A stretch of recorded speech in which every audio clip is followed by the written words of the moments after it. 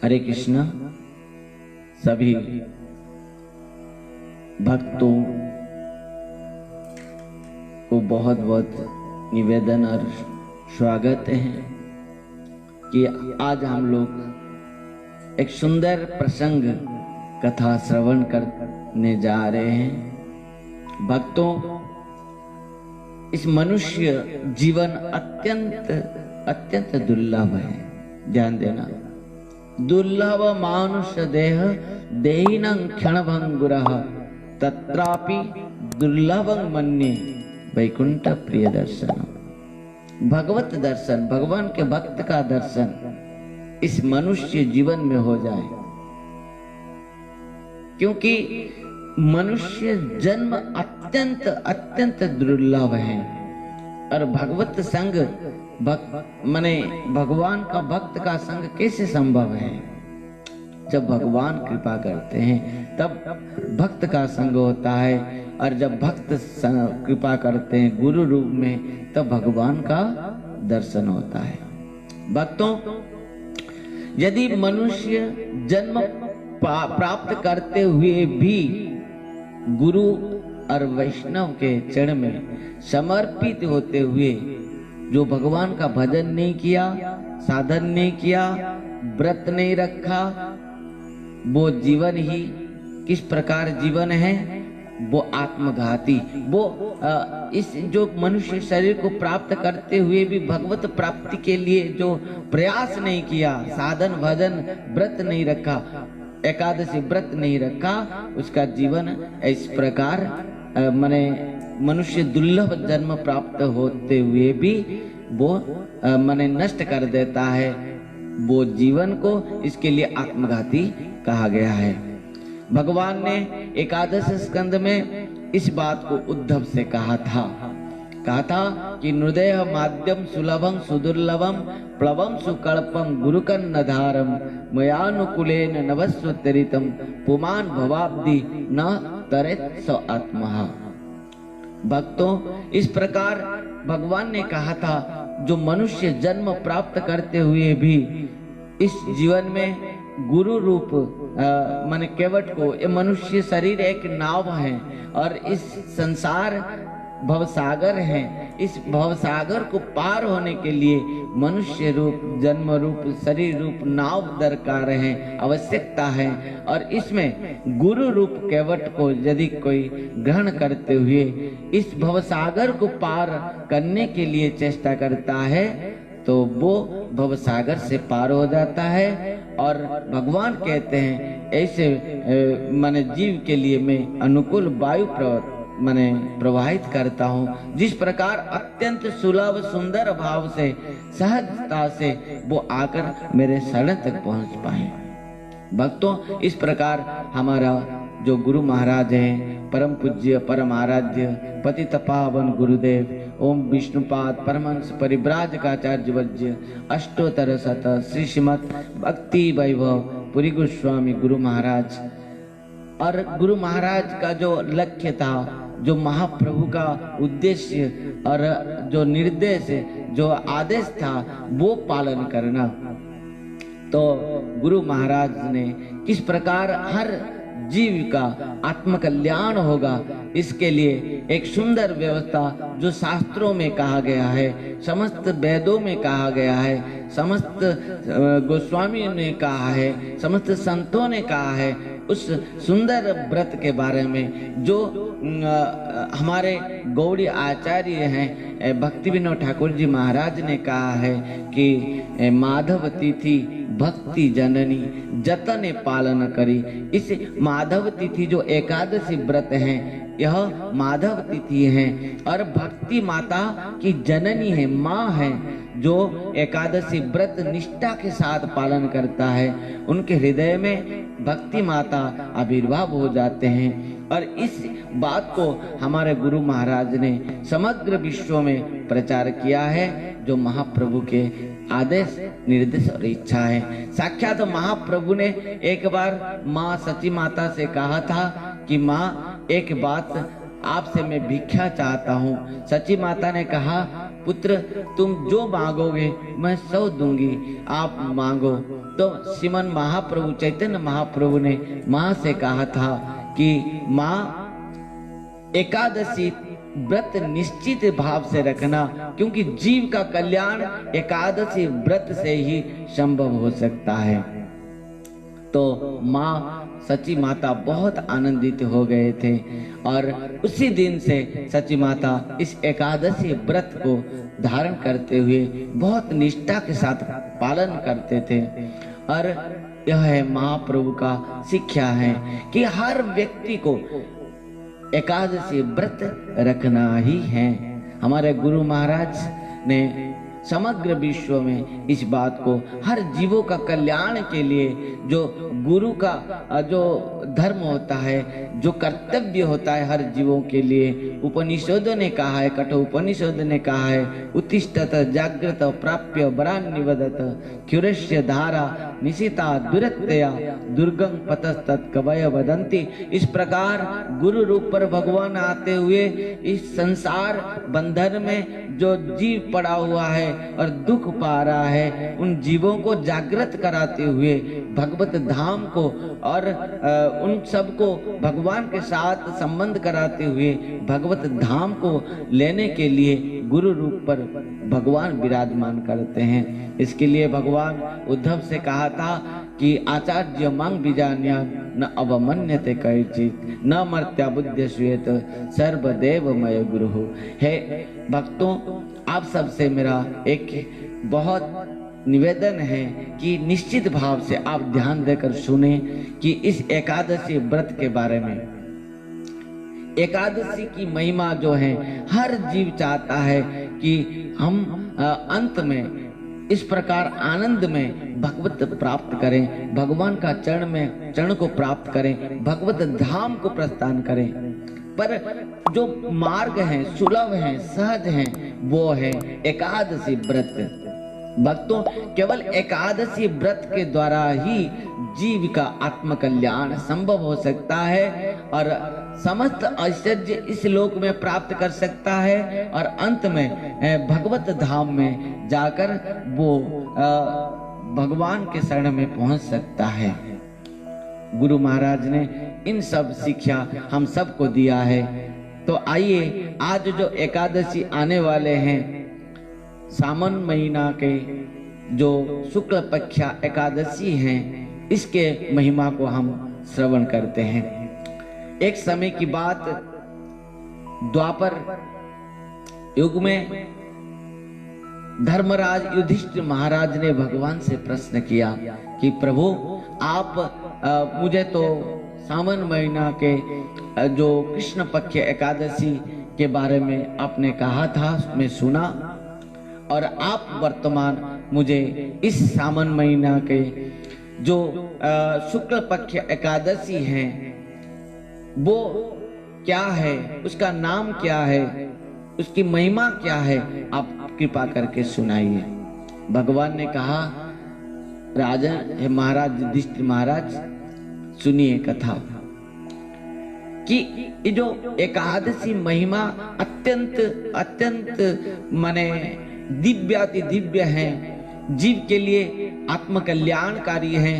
और भगवान ने कहा, इस एकादशी व्रत की महिमा को केवल जो बहुत ध्यान देते हुए, बहुत माने श्रद्धा के साथ, विश्वास के साथ, प्रेम के साथ जो श्रवण करेगा, उसको वाजपेयी यज्ञ का फल प्राप्त होगी। ध्यान देना, केवल श्रवण करने से ही वाजपेयी यज्ञ की इस प्रकार फल प्राप्त होती है। और इस बात को कहते हुए भगवान ने युधिष्ठिर महाराज से कहा कि ठीक द्वापर युग के प्रारंभ में एक सुंदर पौराणिक कथा है, घटना है। माहिष्मति माने देश के जो राजा हैं, वो राजा जो माहिष्मति देश के राजा थे,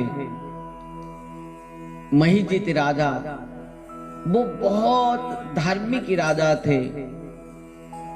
इस प्रकार अपना प्रजाओं को अपना पुत्र जैसे पालन करते थे। और महीजित राजा ने समस्त प्रजाओं को आनंद में रखे थे और बहुत धार्मिक राजा थे। अपना राजकोष में समस्त धन को समस्त प्रजाओं के सेवा के लिए, गो ब्राह्मण के सेवा के लिए सब कुछ प्रदान करते थे। और इस प्रकार धार्मिक राजा थे कि उन्होंने अपना शत्रु को भी वो सम्मान देते थे, ध्यान देना। और किसी प्रकार भी उनका मन में ना तो लोभ था, ना तो किसी प्रकार किसी से उनका शत्रुता था, द्वेष था, किसी प्रकार कुछ नहीं था। बहुत साधु संत ब्राह्मण का सेवक थे और सत्संगी भी थे, सत्संग करते थे, भगवान का अत्यंत भक्त भी थे। परंतु राजा महीजित वो बहुत दुखी थे। भक्तों क्यों दुखी थे? आप यदि प्रश्न करते हैं, भगवान ने कहा महाराज युधिष्ठिर, जब महीजित राजा इन समस्त धार्मिक होते हुए भी वो संतानहीन थे। और महीजित राजा ने सोचा कि यदि संतानहीन व्यक्ति इस लोक और परलोक में केवल दुख ही दुख पाता है, तो महीजित राजा बहुत दुख करते हुए एक दिन अपना समस्त प्रजाओं को बुलाया, समस्त ब्राह्मण पुरोहित और सबको बुलाते हुए राज दरबार में सबको महाराज महीजित ने कहा, हे प्रजाओं, हे ब्राह्मणों, हे पुरोहितों, मैं मेरा जीवन में जानते हुए मैं कुछ भी पाप नहीं किया हूं। मैं जितना प्रजाओं को पालन किया हूं, केवल धर्म में ही पालन किया हूं। कभी भी किसी प्रकार भी माने किसी के प्रति में भेदभाव नहीं किया हूं। हर समय में दुष्टों को दंड दिया हूं। संत साधु वैष्णव और ब्राह्मणों का सम्मान और उनको पूजा अर्चन और उनका सेवा किया हूं और सत्संग किया हूं।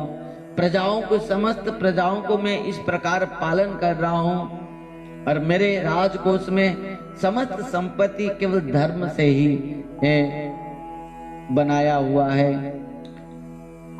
तो इतना सब कुछ होते हुए भी मैं जो आज संतानहीन हूं, इसके लिए मैं दुखी हूं।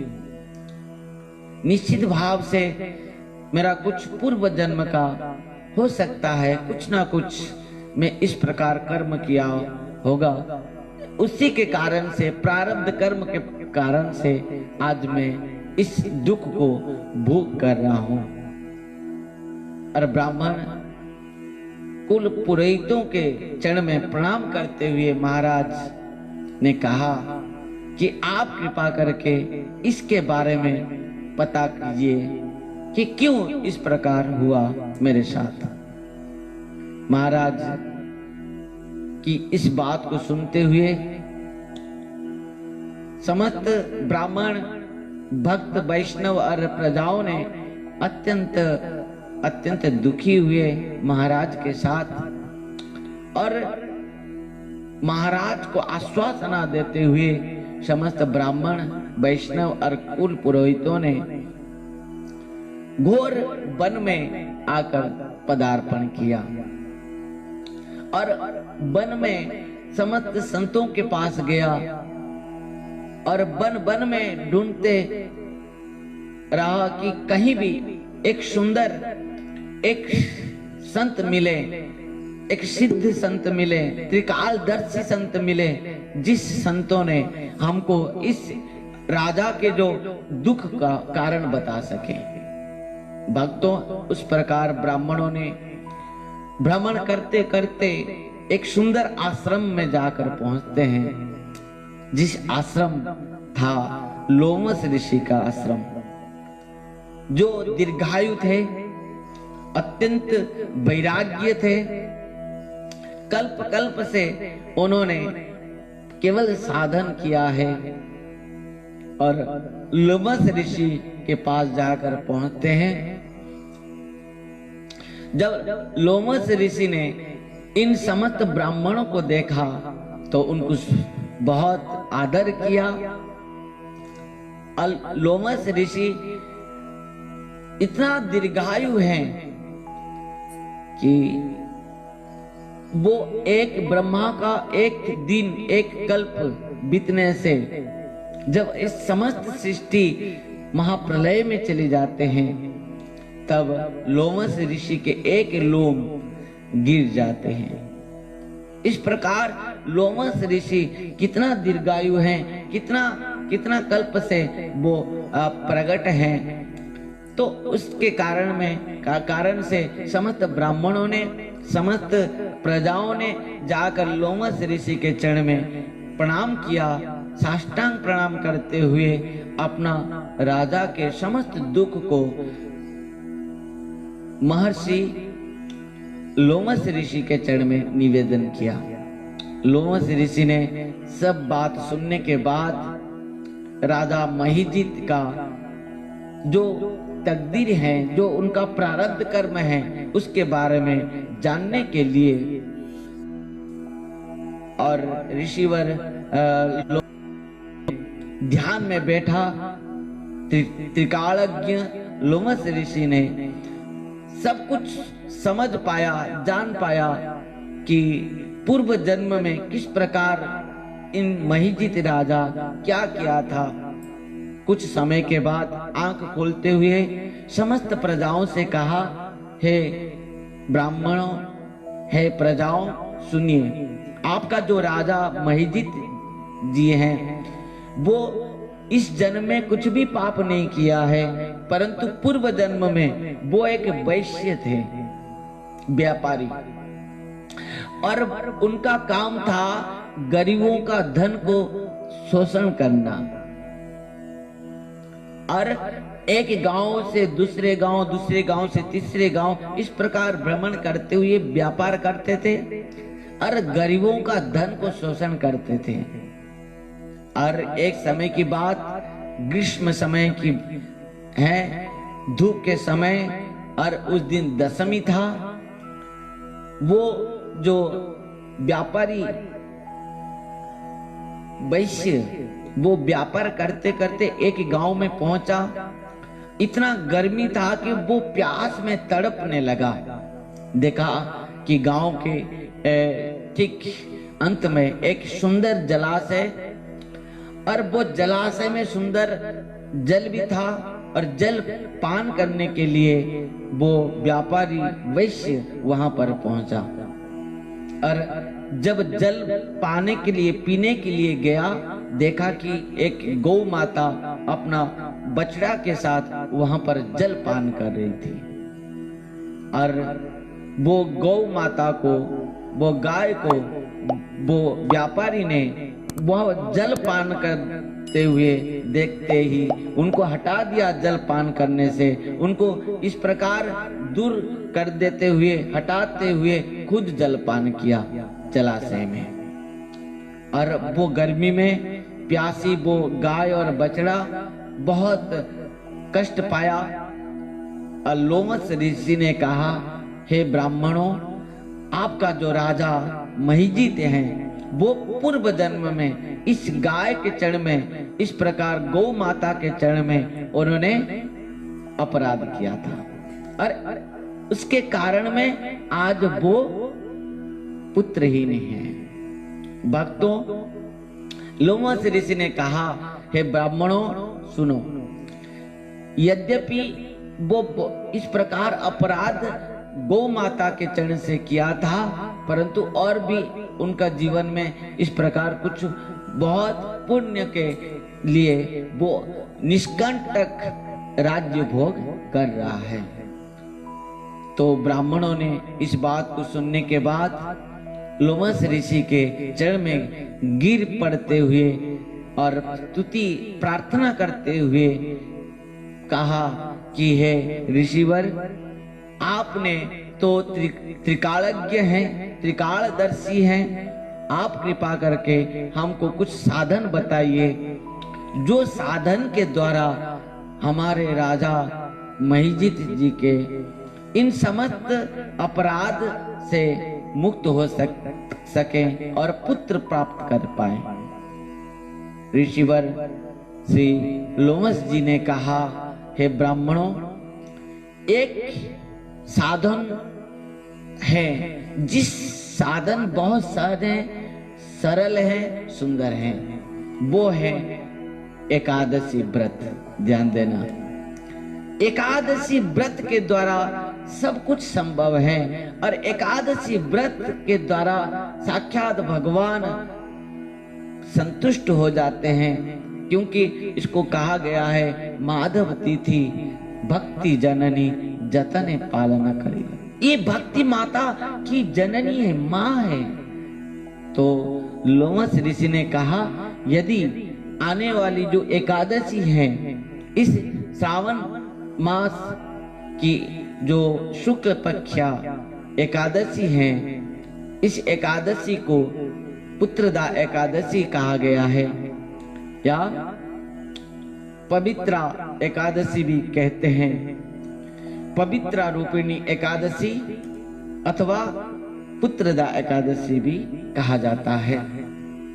इस एकादशी को यदि बहुत निष्ठा के साथ आप समस्त प्रजाओं ने पालन करेंगे और अपना समस्त पुण्य को, एकादशी व्रत को राजा को प्रदान कर देंगे, तब राजा का निश्चित भाव से संतान होगा, पुत्र जन्म लेगा, इसमें किसी प्रकार भी संदेह नहीं है। तो समस्त प्रजा राज्य में आ गए लौट के और राजा को समस्त कथा सुनाया। प्रजाओं ने, ब्राह्मणों ने, राजा महिजित बहुत आनंदित होते हुए प्रजाओं के साथ मिलते हुए महाराज महिजित अपना रानी के साथ इस एकादशी व्रत को रखा।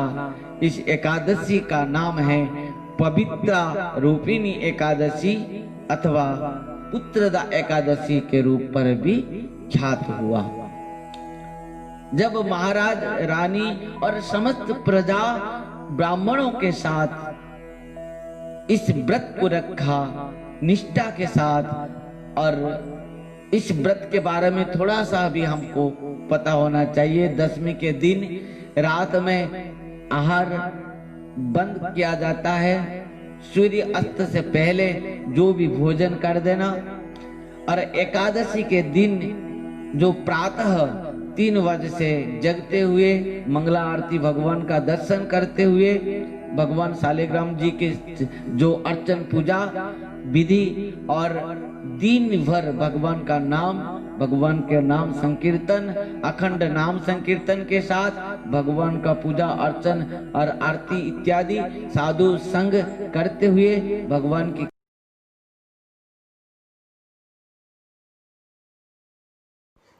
सब्सक्राइब कीजिए श्रील भक्ति संबंध भिक्षु महाराज यूट्यूब चैनल को और साथ ही साथ दबाइए इस बेल की आइकॉन को ताकि आपको मिल सके हमारे लेटेस्ट अपडेट सबसे पहले।